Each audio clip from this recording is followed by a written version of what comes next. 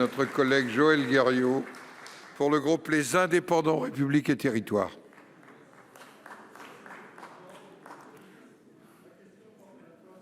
Antigrippe que nous avons et sur les vaccins contre le Covid, ou la Covid plutôt, que nous espérons. Chaque année, la grippe saisonnière touche des millions de Français et entraîne des milliers d'admissions en urgence. Le vaccin contre la grippe sauve des vies et limite les complications. Les mesures appliquées contre la Covid-19 devraient ralentir la propagation de l'épidémie grippale. De façon plus certaine, il s'agit de limiter l'engorgement des hôpitaux et les erreurs de diagnostic liées à des symptômes similaires entre les deux virus. De plus, les risques de double infection semblent réels. Dans ce contexte, les Français sont invités très largement à se vacciner contre la grippe, d'où une demande globale en forte augmentation. Cette année, plus de 15 millions de personnes sont destinataires de prescriptions de vaccins. Les commandes de votre ministère auraient été passées en mars dernier sur la base du chiffre de l'année dernière, avec une augmentation de 30%. Malgré cet effort, au-delà de la campagne de vaccination ciblant les personnes les plus vulnérables, allons-nous réellement pouvoir couvrir l'ensemble des demandes cette année ? Enfin, à la lumière de cette expérience, comment allez-vous anticiper le bon approvisionnement en France des vaccins contre la Covid-19 lorsqu'ils seront disponibles sur le marché mondial ? Pour vous répondre, la parole est à Olivier Véran, ministre des Solidarités et de la Santé. Monsieur le sénateur Joël Guerriau, alors, ce n'est pas le gouvernement qui fait des commandes de vaccins antigrippales, ce sont les pharmacies d'officine qui s'équipent. Il se trouve que cette année, les pharmaciens sont autorisés à vacciner contre la grippe de manière plus importante que les années précédentes.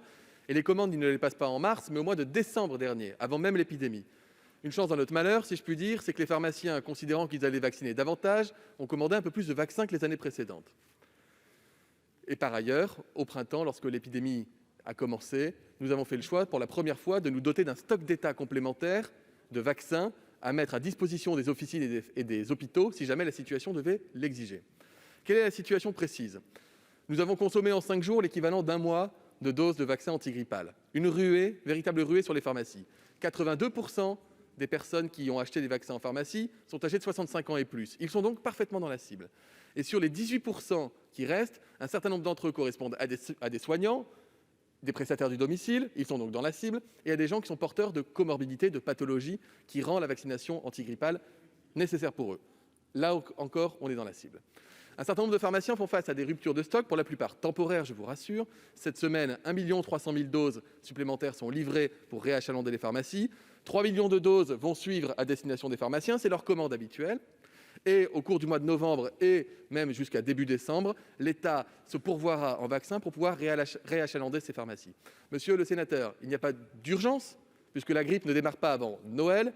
Dans l'hémisphère sud, elle a même été retardée, et qu'une vaccination doit être faite au bon moment. Et mon appel, monsieur le sénateur, ma crainte n'est pas que nous manquions de vaccins. Ma crainte est que nous ne soyons pas assez nombreux parmi les publics vulnérables à avoir une vaccination antigrippale, faute d'aller décider de se faire vacciner. L'année dernière, 48% du public cible s'est fait vacciner. L'OMS recommande d'atteindre 75%. Je souhaite ardemment que les publics vulnérables, les fragiles, les médecins, les soignants, les acteurs du domicile se fassent vacciner. Il en va de la protection des Français, c'est là notre objectif. Et l'accès au vaccin suivra. Vous pouvez compter sur le réseau des pharmaciens pour cela. Monsieur Guerriau.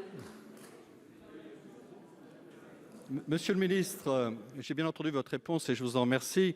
La difficulté que nous ayons, c'est de pouvoir y voir clair dans les chiffres.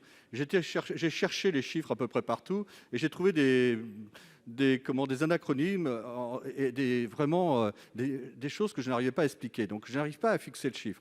Il semblerait que c'est de l'ordre de 13 millions de vaccins qui auraient été commandés, peut-être avec plus 30%, 17 millions maximum.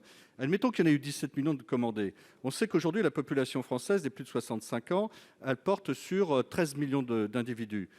Entre 60 et 65 ans, vous rajoutez 4 millions. Donc vous avez vos 17 millions sur la base des plus de 60 ans. Donc on voit bien qu'on est sur un nombre de vaccins disponibles qui risque d'être en dessous d'une demande si effectivement, comme on le voit aujourd'hui, il y a une vraie tension qui fait que les pharmacies ne peuvent pas répondre à ces personnes qui se présentent. L'autre aspect de ma question, c'était, eu égard à cette expérience qui devra forcément avoir des effets et un impact de la même manière sur le vaccin du Covid-19, il me paraît important de pouvoir anticiper et de se projeter dans une situation qui sera compliquée. Merci. La parole est à notre collègue